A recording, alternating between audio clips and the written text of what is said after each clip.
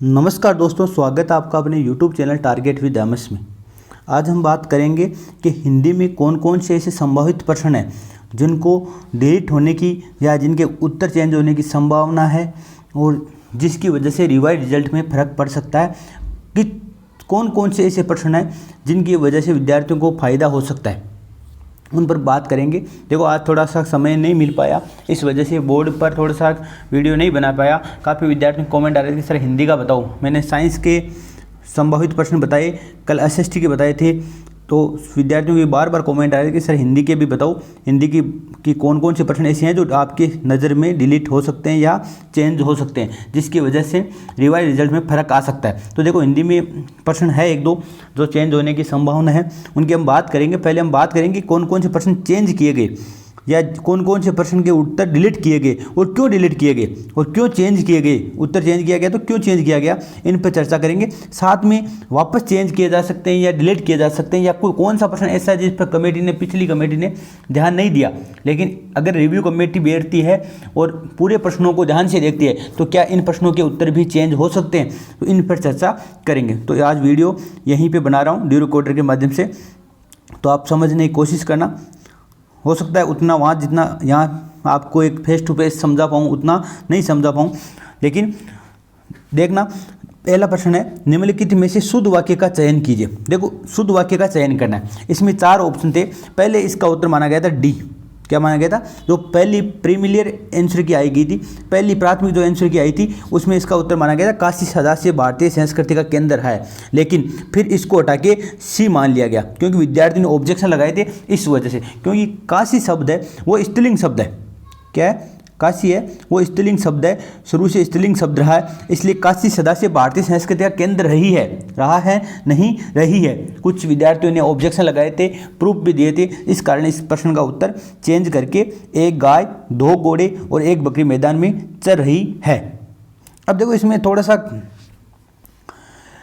बकरी है तो इस बकरी के अनुसार ये चर रही है ऐसा होता है, क्योंकि यहाँ वैसे तो बहुवचन है, लेकिन अगर ऐसे जुड़े हुए हो और के बाद, तो ये और के बाद जो आता है इसके अनुसार ये निर्धारित करता है। तो 1 गाय, 2 घोड़े और 1 बकरी मैदान में चर रही है, इसका उत्तर ये मान लिया गया।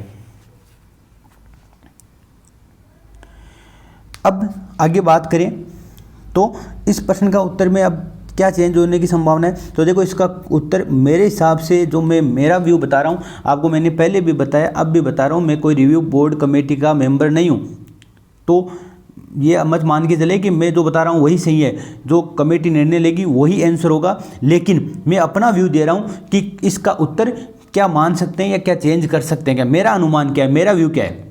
मैंने भी तैयारी की है, मैं भी एक टीचर हूँ, मैं अपना व्यू रख रहा हूँ, तो आप थोप नहीं रहा हूँ। आपको अगर लग रहा है तो अब देखो, निर्णय तो लेना है कमेटी को लेना है। रिव्यू कमेटी ने अपनी रिपोर्ट सौंप दी है, उस जो बंद लिफाफे में रिपोर्ट सौंपी है उसमें है डिपेंड कि कौन सा उत्तर चेंज होगा, कौन सा नहीं होगा, कौन सा डिलीट होगा, वो उनके दिमाग पर डिपेंड करता है, मेरे दिमाग पे नहीं। लेकिन मैं बता रहा हूँ कि इनमें से इस प्रश्न को चेंज करने की आशंका नहीं है, क्योंकि इसका उत्तर ए ही रखा जाएगा, सी ही रखा जाएगा, डी नहीं किया जाएगा, क्योंकि यह स्त्रीलिंग शब्द है। अगर रिव्यू कमेटी के पास अगर कोई ऐसा प्रूफ हो स्त्रीलिंग पुल्लिंग वाला, और अगर दोनों उत्तर माने तो इस प्रश्न को डिलीट करे तो कर सकते हैं, लेकिन मेरे हिसाब से इस प्रश्न का उत्तर चेंज नहीं किया जाएगा, सी ही रखा जाएगा। इसके अगली हम प्रश्न की बात करें तो एक प्रश्न आया था, संबंध बोधक अवयव प्रयुक्त हुआ है। कौन सा अवयव? संबंध बोधक। ऐसा अवयव कौन सा है जो संबंध बोधक अवयव? तो जल के बिना जीवन संभव नहीं है, तो पहले इसका उत्तर माना गया था ए। उसके बाद विद्यार्थियों ने ऑब्जेक्शन लगाए कि सर इसका ये कमला ऊपर बैठी है, ये भी संबंधवाचक विशेषण है। कमला कहाँ बैठी है? ऊपर बैठी है, तो ये संबंध बता रहा है, ऊपर बैठी है, इसका कमला का संबंध बता रहा है। तो ये ऊपर वाला भी सही था और ये भी सही था, इसलिए 2 ऑप्शन सही होने के कारण इस प्रश्न को क्या किया गया? डिलीट कर दिया गया। क्या कर दिया गया? डिलीट। और अगर देखो, बोर्ड मल्टीपल आंसर मानता नहीं है, इस कारण इस प्रश्न को डिलीट कर दिया जाता है। मेरा ये मानना है या मेरा यह तर्क है कि देखो, मल्टीपल ऑप्शन माने जाने चाहिए, क्योंकि पहले आरपीसी मानती थी, क्योंकि अगर विद्यार्थी के 2 ऑप्शन में से भी सही हो रहे हैं तो भी काफ़ी विद्यार्थी ऐसे हैं जिनको फ़ायदा नहीं हुआ, जो ये प्रश्न नहीं करके आए हैं, अब उनको भी फ़ायदा हो गया डिलीट करने से। जो प्रश्न को करके नहीं आए, या मान लो ए और सी के अलावा बी और डी ऑप्शन करके आए हैं, उनको भी फायदा हो गया डिलीट करने से। तो देखो ऐसा नहीं होना चाहिए, 2 ऑप्शन माने जाने चाहिए। मेरा तो ये मानना है, अगर रिव्यू कमेटी अगर किसी सुझाव लेती है तो अपना सुझाव यही है कि दोनों ऑप्शन माने जाने चाहिए। लेकिन इस प्रश्न को डिलीट कर दिया गया, तो मुझे नहीं लगता इस प्रश्न को वापस चेंज किया जाएगा, क्योंकि जो डिलीट प्रश्न है उनको चेंज नहीं किया जाएगा। इसके बाद अगले प्रश्न की हम बात की जाए तो एक प्रश्न आया था, निम्नलिखित में से कौन सा शब्द जातिवाचक संज्ञा से निर्मित भाववाचक संज्ञा नहीं है। मतलब कौन सा शब्द ऐसा है जो जातिवाचक संज्ञा से निर्मित नहीं है। ये सभी भाववाचक संज्ञाएं हैं, लेकिन कौन सा ऐसा है जो जातिवाचक संज्ञा से नहीं बना है। ये भाववाचक संज्ञा जो बनी है वो जातिवाचक संज्ञा से नहीं बनी है। तो देखो इसका पहले उत्तर माना गया था, शायद इसका उत्तर माना गया था ए, माना गया था, क्या माना गया था, नहीं सॉरी ए नहीं, इसका उत्तर माना गया था डी, कंजूसी। क्या माना गया था, कंजूसी, क्योंकि ये कंजूस शब्द से बना है और कंजूस विशेषण शब्द है। कंजूस क्या है, विशेषण शब्द है। लेकिन फिर इस सठ था व कंजूसी दोनों के कारण, मल्टीपल आंसर सही होने के कारण इसको वापस प्रश्न को डिलीट कर दिया गया। तो ये प्रश्न अभी वर्तमान में क्या है, डिलीटेड है। क्या है, डिलीटेड है। तो इसमें कंजूसी और सठता दोनों ही विशेषण से बने हैं, जातिवाचक संज्ञा से निर्मित नहीं है, इस कारण इस प्रश्न को डिलीट कर दिया गया। तो वही बात है, मल्टीपल आंसर नहीं माने जाएंगे तो ये प्रश्न डिलीट ही रखा जाएगा। तो इसमें कोई भी दो राय नहीं है। आगे हम बात करें, प्रभा एक सुशील कन्या है, वाक्य में विशेष्य कौन सा है। विशेष्य वो होता है जिसकी विशेषता बताई जाती है। देखो अगर एग्जैक्ट बात करें तो यहाँ पे पहले इसका उत्तर माना गया था कन्या। क्या माना गया था, कन्या, सी माना गया था, क्योंकि ये कन्या की विशेष, सुशील कन्या, अगर ये शब्द बात करें तो ये कन्या की विशेषता बता रहा है, सुशील है। कन्या कैसी है, सुशील है। लेकिन इसका वाक्य प्रयोग कर लिया गया, और वाक्य प्रयोग कर रहे हैं तो ये प्रभा की विशेषता ही है, क्योंकि कन्या कौन है, प्रभा ही तो है। तो ये विशेषता प्रभा की भी बताई जा रही है और कन्या की भी बताई जा रही है। अगर वाक्य प्रयोग के अनुसार देखें तो इसके दोनों उत्तर सही है। इस कारण इस प्रश्न को भी क्या कर दिया गया, डिलीट कर दिया गया। और डिलीट प्रश्नों पर विचार अगर रिव्यू कमेटी नहीं करती है तो इसके ऑप्शन ये डिलीटेड ही रहेगा। अगर रिव्यू कमेटी ध्यान देती है और मल्टीपल आंसर मानती है तो इसके 2 आंसर माने जाएंगे, और 2 आंसर माने जाते हैं तो विद्यार्थियों को बहुत फायदा हो सकता है।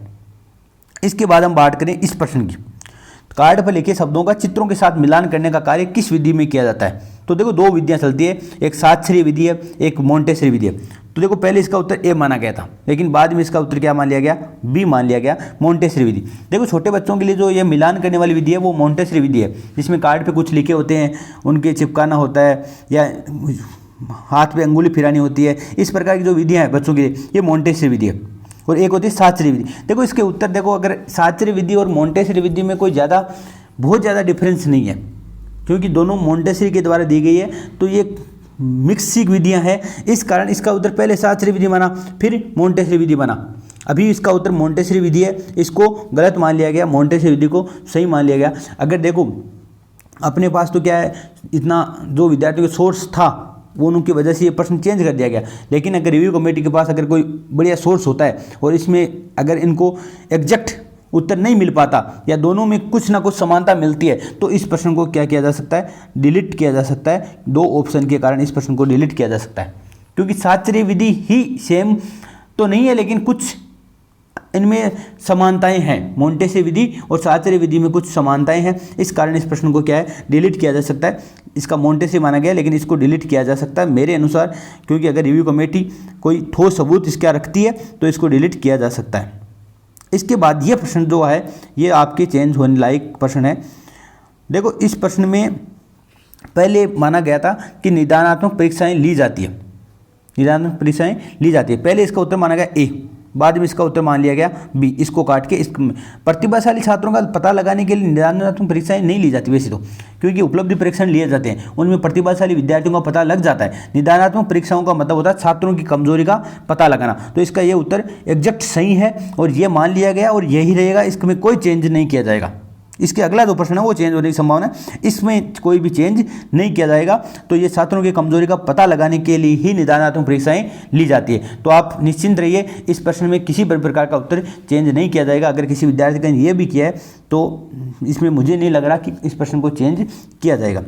अगले हम बात करें, निदानात्मक परीक्षण का मुख्य उद्देश्य है छात्रों की कमजोरियों का पता लगाना, विद्यार्थियों के उपलब्ध स्तर को जानना, विद्यार्थियों के अध्ययन के प्रति रुचि विकसित करना, मूल्यांकन करना। तो देखो पहले इसका उत्तर माना गया था ए, लेकिन वर्तमान में इसका उत्तर माना गया है बी। जो फाइनल आंसर की आई उसमें उत्तर मान लिया गया बी। तो देखो इस प्रश्न का उत्तर या इस प्रश्न को या तो डिलीट किया जाएगा या इस प्रश्न के उत्तर दोनों माने जाएंगे ए और बी। क्योंकि देखो निर्धारणात्मक परीक्षण का जो मुख्य उद्देश्य होता है वो होता है छात्रों की कमजोरियों का पता लगाना। विद्यार्थियों का उपलब्धि स्तर, तो आप उपलब्धि परीक्षण से किसी भी प्रकार के उपलब्धि परीक्षण आप ले रहे हो, परीक्षा ले रहे हो, उससे भी उपलब्धि स्तर का जांच हो जाती है। लेकिन निर्धारणात्मक परीक्षण का मतलब होता है छात्रों की कमजोरियों का पता लगाना। अब कुछ विद्यार्थी कहेंगे कि सर ये परिवेश में आरपीसी ने पूछा हुआ प्रश्न है, बहुत सी एग्जामों में आता है और इसका उत्तर ये माना जाता है। देखो माना जाता है, मैं मानता हूं इस चीज को, प्रश्न आए हुए हैं, अपने पढ़े हुए हैं, लेकिन देखो मेन जो उद्देश्य है निर्धारणात्मक परीक्षण का वो है छात्रों की कमजोरियों का पता लगाना। तो इसका उत्तर देखो ए माना जाना चाहिए और ए माना गया था, लेकिन विद्यार्थियों की ऑब्जेक्शन की वजह से इस प्रश्न का उत्तर बी मान लिया गया। लेकिन अब रिव्यू कमेटी बैठी है तो या तो इसका उत्तर वापस ए मानेगी और ए नहीं मानेगी, तो इसके दोनों उत्तर सही होने के कारण इस प्रश्न को डिलीट किया जा सकता है और यह प्रश्न आपको फायदा दे सकता है और यह प्रश्न चेंज होने की हिंदी में पूरी संभावना है। मेरा मानना है कि इस प्रश्न को चेंज किया जाएगा, या तो उत्तर चेंज किया जाएगा या इस प्रश्न को डिलीट किया जाएगा। तो अभी यह वर्तमान में इसका उत्तर क्या है, बी है, लेकिन इस प्रश्न को चेंज करने की 100% संभावना है। देखो एक शब्द है, यह प्रश्न है, निम्नलिखित में से जातिवाचक संज्ञा से बना भाववाचक संज्ञा शब्द कौन सा है?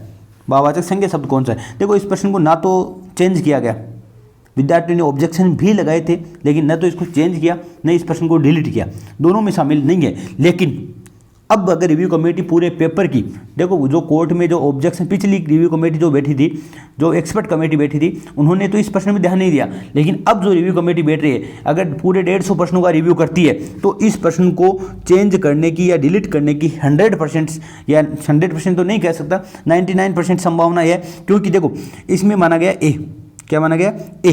देखो बूढ़ा शब्द है, ये विशेषण शब्द है, बूढ़ा शब्द है, ये विशेषण शब्द है। जैसे बूढ़ा आदमी, बूढ़ी औरत, बूढ़ा व्यक्ति, बूढ़ा इंसान, तो ये शब्द ये विशेषण के रूप में कार्य करता है। कोई भी विशेषण से पहले जुड़ने वाले शब्द क्या कहलाते हैं? विशेषण कहलाते हैं। संज्ञा, सर्वनाम, इनकी विशेषता बताने वाले शब्द क्या कहलाते हैं? विशेषण कहलाते हैं। तो ये बूढ़ा क्या है? विशेषता बता रहा है। तो बूढ़ा में आपा प्रत्यय जोड़ने पर बूढ़ापा शब्द बनता है। तो ये विशेषण से बना शब्द है, जातिवाचक संज्ञा से नहीं, क्योंकि बूढ़ा अपन एक जाति को बोध नहीं करा सकते। बूढ़ा तो विशेषता बता रहा है, उस व्यक्ति की गुण बता रहा है कि ये बूढ़ा हो गया है, तो ये बूढ़ा तो विशेषता बता रहा है। तो इसमें ये जातिवाचक संज्ञा शब्द से बना शब्द नहीं है।